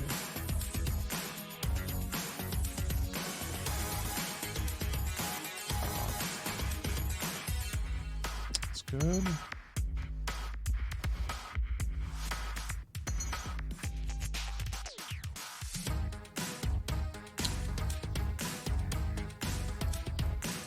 Then we can, yeah, okay. I think that'll work. So we can reuse that. So when we do the split node, we can get a node constructor in the same order O. That's the leaf, because that should never be violated.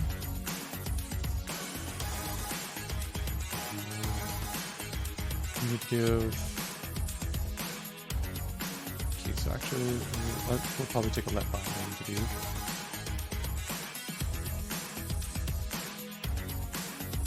I and what are we going to call it? Case.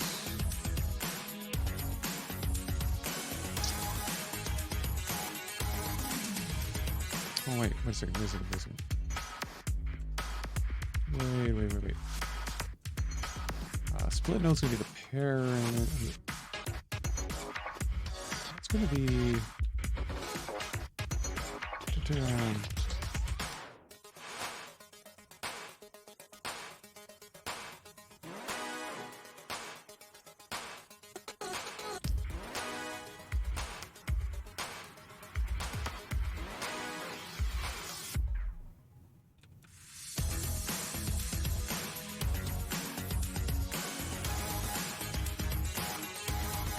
Okay.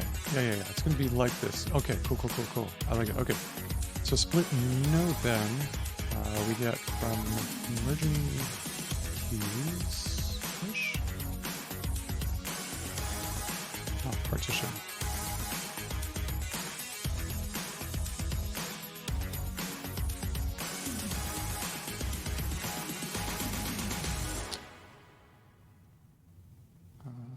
Partition the key. And that'll be the head of whatever's on right.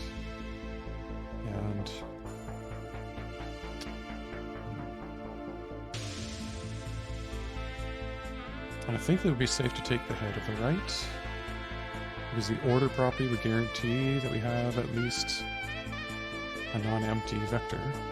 Yeah.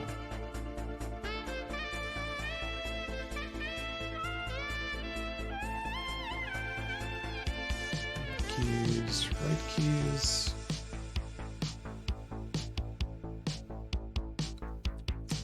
And that's going to be partition of less than key that we're trying to insert. I think in scope we have it as K.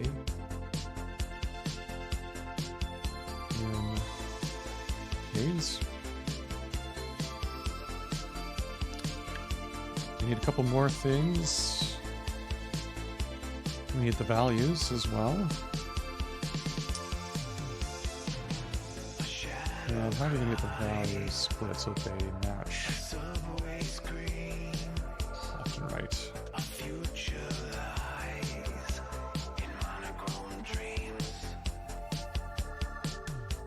We'll have to split those evenly. Something. There's probably a split at index. And I think it'll be the length of left values. Be the same index this partition is on. But once we have those, we just need the key to insert into the new parent node.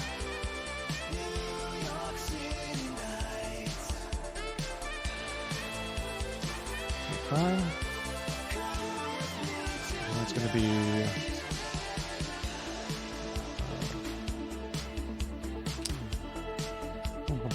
the head of the right value of this. Right key, sorry. And then this should be node of order O. Be that singleton K prime, and construct the leaves here, the same.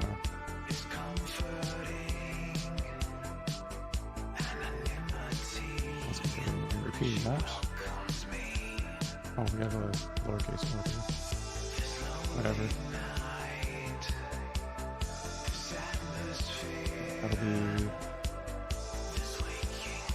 zip.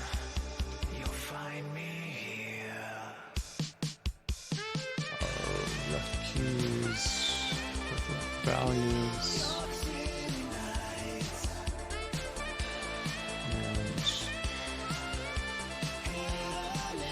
Here.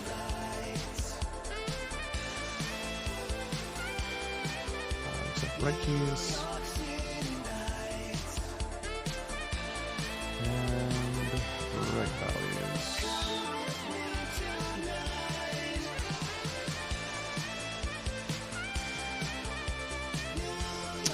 Yeah, so you already need vectors.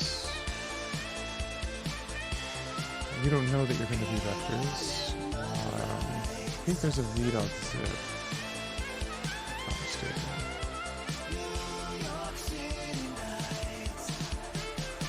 I'm mistaken?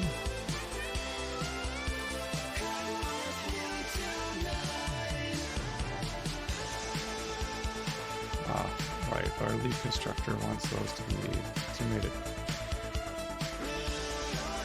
lists.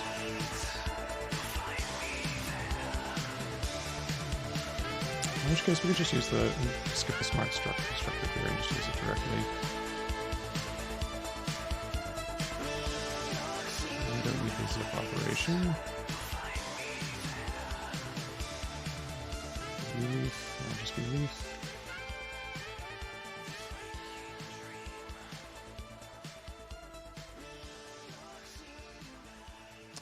And that'll be leaf as well.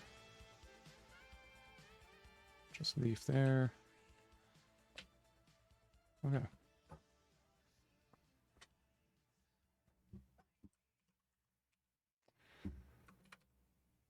Still.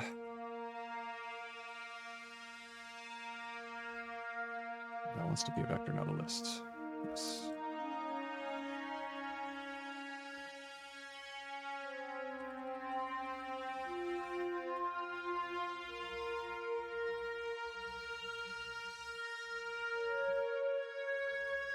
And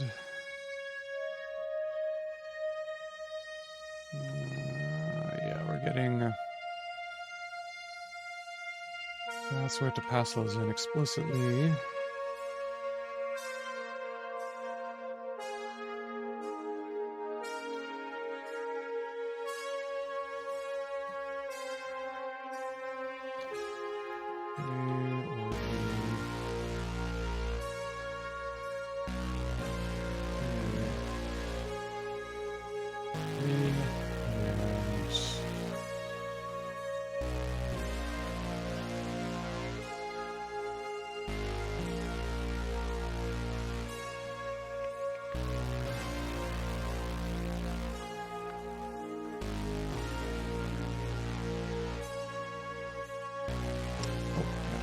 In here, putting in key value.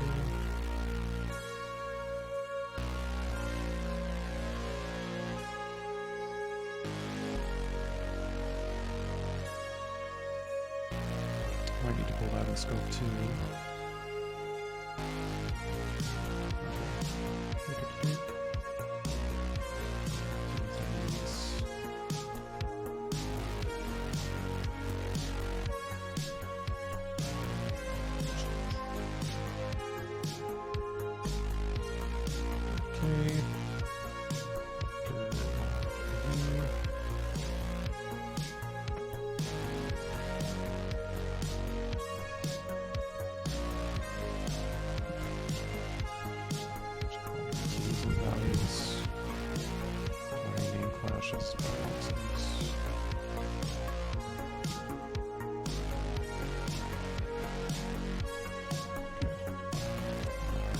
Back on track. Cat. Sit down, cat. We just have to deal with our hole.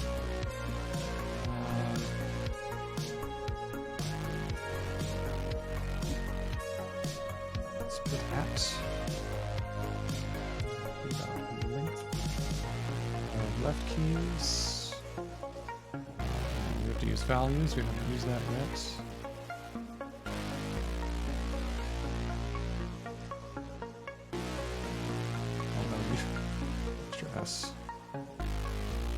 Just because I'm super serious. Okay. So that's good. At least a type check, so I'm not sure if it's good.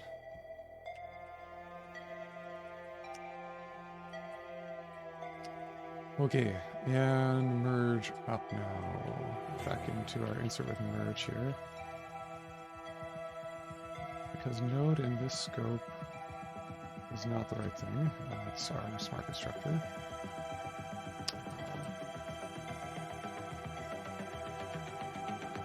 Let's call it E.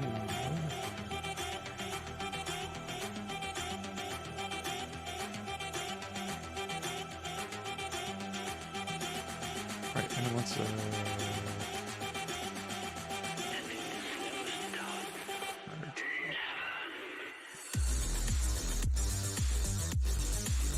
feature is the first argument. The zipper should be the second argument. Oh, that's a probably.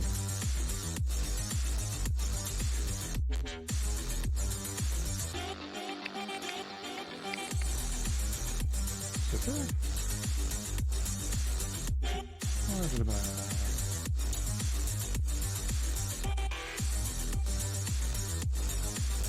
job. What am I doing? Tree should be the first argument, right? Yeah. Insert leave. Oh, returns the results of zipper KV. Okay. That's right.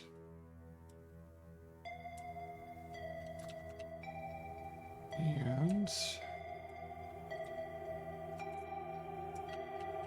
that means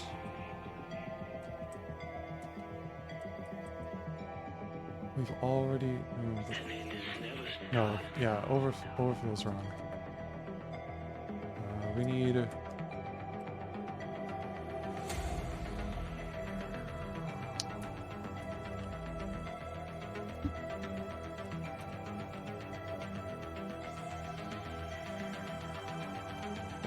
or B.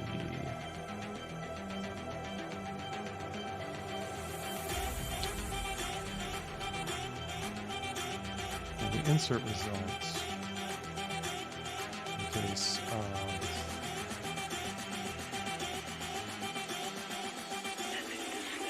I think maybe just zipper was just a wrong thing.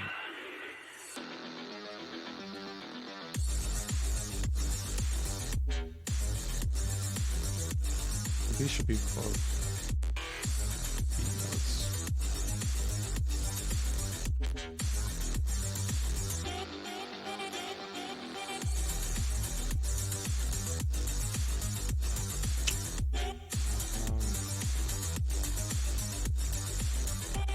Just in the underflow case, then we just want to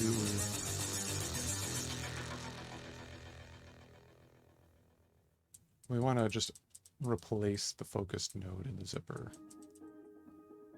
but not the history.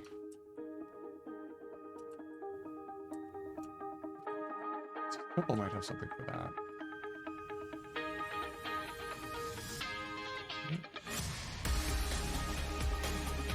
What am I looking for? I'm looking for Hoogle.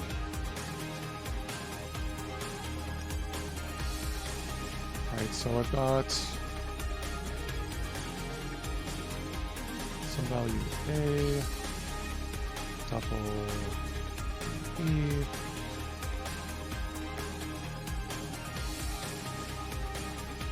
just want to be unchanged.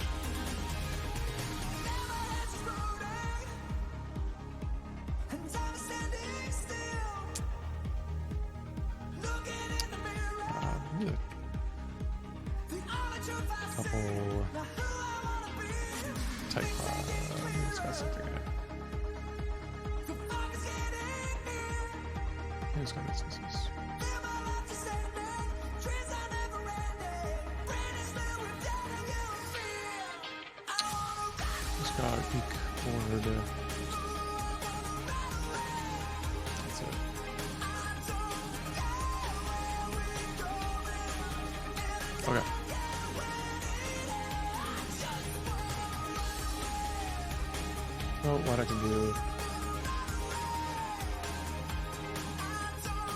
pull it apart here.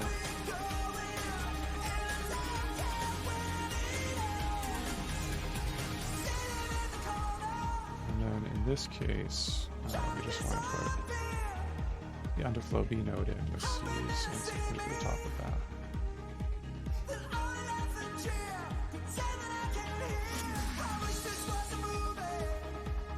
And then the zipper, once we fix the type of insert leave to be B-tree KV instead of zipper.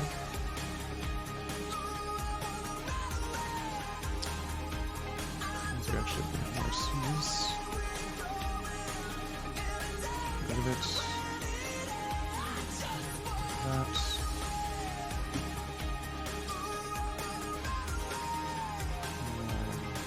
Here.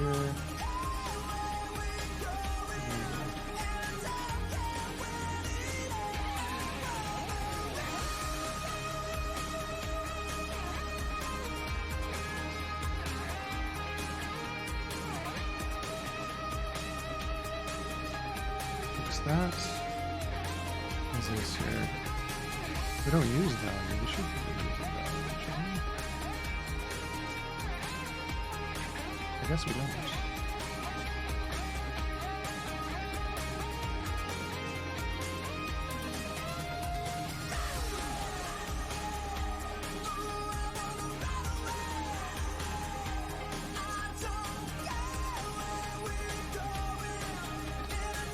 Okay.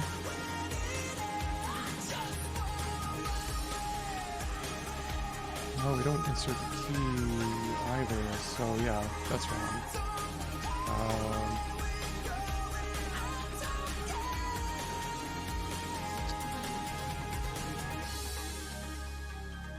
Yeah, we need to insert the value somewhere. And the key before we do this split. And we need to insert it in order as well.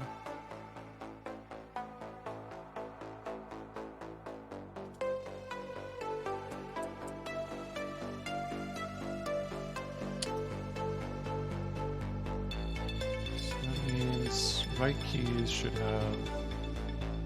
Yeah, right keys should have key. Right values should have value depended on. Oh, pre-depended on.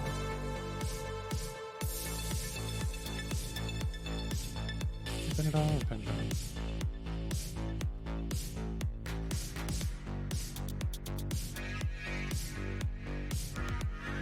Auto depend.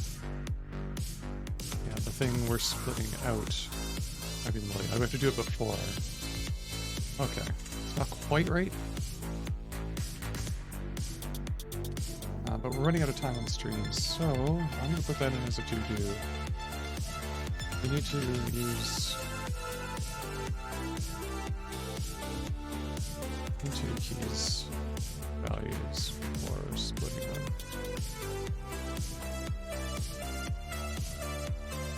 Cool. So we've got to do that. And then that should be correct.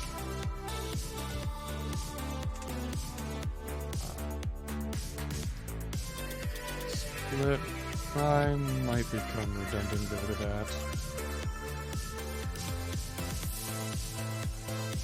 And then this has to handle no inserts.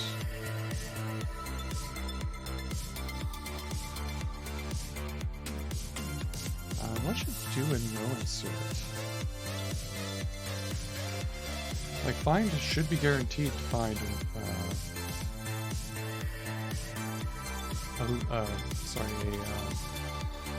leaf. Like this should be an error if we ever get to the no insert case for insert leaf. So maybe nothing.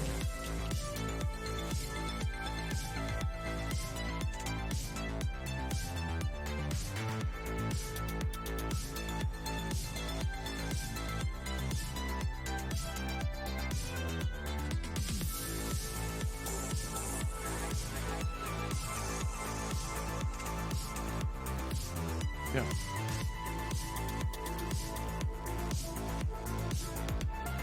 Okay, cool. So I think we're gonna have to cut it there for tonight, friends. Super awesome.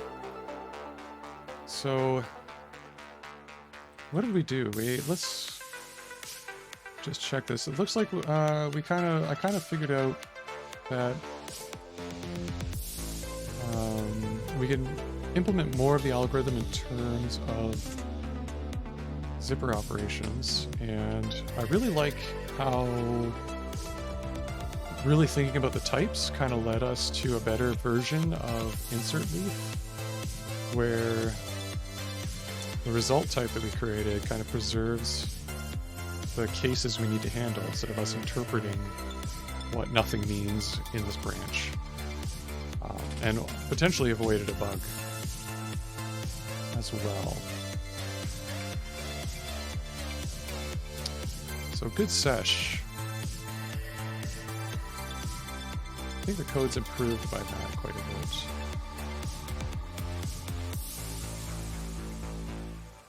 So let's check that in for now, the way it is. Broken stuff and all, we'll just mark it as in progress. or intentionally breaking the build. Although I don't have CI running on this yet, because it's not really ready for that yet, but we'll get there. So as always, friends, may your monads be free. May your types always check. May I find a new tagline or add new puns to it.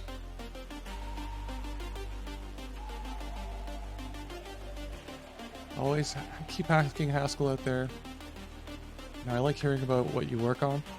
So if you want to share with us on the stream, show us what it's all about, that would be great.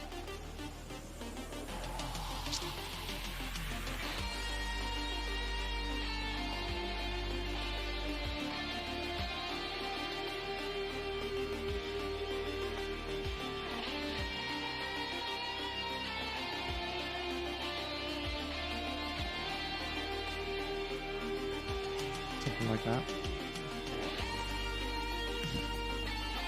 And, yeah. Tell me what you think about the stream, too. You can always reach out to me on Twitter. Follow me at Agent Ultra. Or on the FP chat. Slack. That's, sorry, this one. Functional programming. That is where I hang out. Find me there. And you can find me on Zulip as well. FP Zulip.